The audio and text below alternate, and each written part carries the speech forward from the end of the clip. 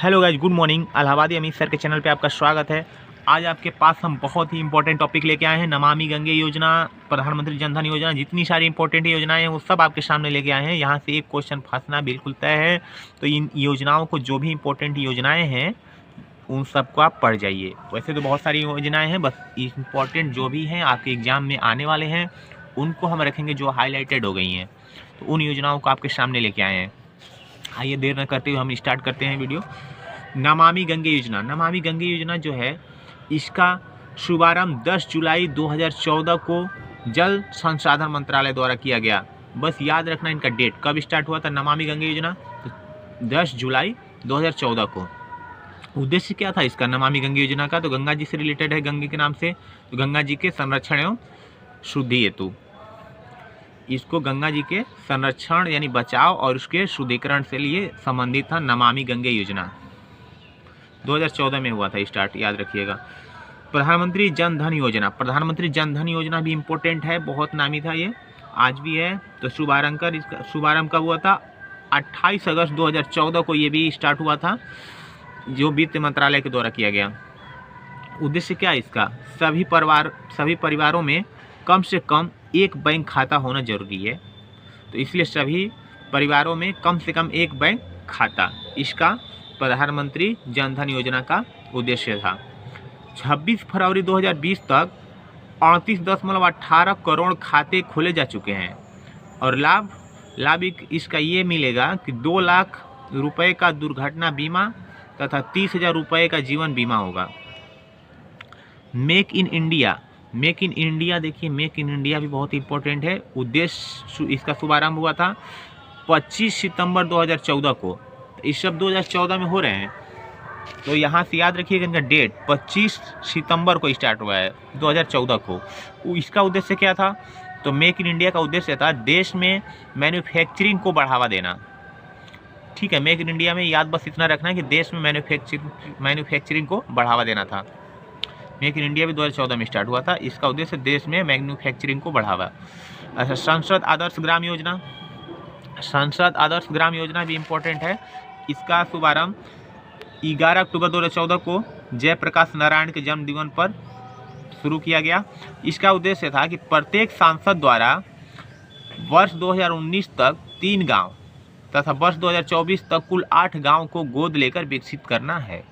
हर सांसद को ये दिया गया था उद्देश्य कि आपको 2019 तक 3 गांव को गोद लेकर विकसित करना है और 2024 तक कुल 8 गांव को गोद लेकर विकसित करना है। अब लोग किए कि नहीं किए, कर रहे हैं कि नहीं कर रहे हैं, तो यही जाने, मगर ये योजना चलाई गई थी, सांसद आदर्श ग्राम योजना। मिशन इंद्रधनुष अभियान, ये भी याद रखिएगा, मिशन इंद्रधनुष अभियान बहुत इंपॉर्टेंट है। ये शुभारंभ कब हुआ था? 25 दिसंबर को। अब बड़ा दिन जो होता है उस दिन स्टार्ट हुआ था, 25 दिसंबर 2014 को केंद्रीय स्वास्थ्य मंत्रालय द्वारा मिशन इंद्रधनुष अभियान। इसका उद्देश्य देखते हैं क्या है? 2020 तक संपूर्ण टीकाकरण के लक्ष्य को प्राप्त करना। इसका उद्देश्यकरण देख लिया आप कि 2020 तक जो है संपूर्ण टीकाकरण के लक्ष्य को प्राप्त करना।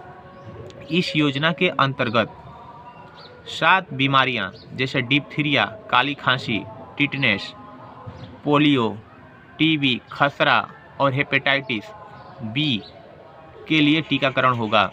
अब ये सारे टीकाकरण सबको 2020 तक हुआ कि नहीं हुआ ये तो आप जानते होंगे, मगर ये लक्ष्य इसके लिए रखा गया कि ये जो 7 बीमारियां हैं इसकी 2020 तक संपूर्ण टीकाकरण का लक्ष्य प्राप्त करना था।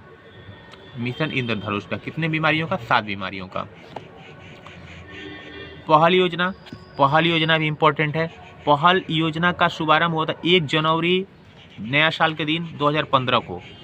उद्देश्य था इसका एलपीजी सिलेंडर के सब्सिडी के पैसों को सीधे उपभोक्ता के बैंक खातों में भेजना। चलिए, तो ये याद रखिएगा, एलपीजी वाला किससे रिलेटेड है? पहल योजना से।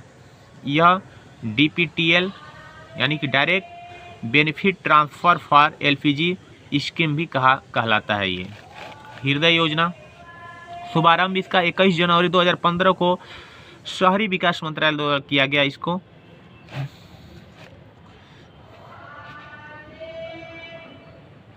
इसका उद्देश्य था देश के चयनित 12 शहरों की सांस्कृतिक धरोहर को फिर से जीवित करना। तो याद रखना कि कितने देश के चयनित 12 शहरों की सांस्कृतिक धरोहर को फिर से जीवित करना था हृदय योजना का। बेटी बचाओ बेटी पढ़ाओ योजना, ये इंपॉर्टेंट है। बेटी बचाओ बेटी पढ़ाओ, इसको याद रखिए कि बेटी बचाओ बेटी पढ़ाओ। तो बेटी बचाओ बेटी पढ़ाओ का शुभारंभ कब हुआ था? 22 जनवरी 2015 को महिला एवं बाल विकास मंत्रालय द्वारा। इसका उद्देश्य क्या था? लैंगिक समानता को बढ़ावा देने और लिंगानुपात को बढ़ाना। तो आप जानते हैं इससे काफ़ी हमारा देश सुधर चुका है। वैसे ये अच्छा काम हुआ, बेटी बचाओ बेटी पढ़ाओ, लैंगिक समानता को बढ़ावा देना और लिंगानुपात को बढ़ावा देना, दोनों में सुधार हुआ है। तो आज हम आपको ये इम्पोर्टेंट जो भी था योजनाएं सब आपको बताए हैं, इसको आप अच्छे से तैयार कर लेना। बाकी जो योजना बची हैं अब जो इम्पोर्टेंट होगी आपके सामने फिर लाऊंगा, मगर ये जितनी योजनाएं बताई हैं बहुत ही इम्पोर्टेंट था, तो प्लीज़ इनको आप तैयार कर लेना अच्छे से। तो आपसे कल मिलते हैं अगली वीडियो में। जय हिंद जय भारत।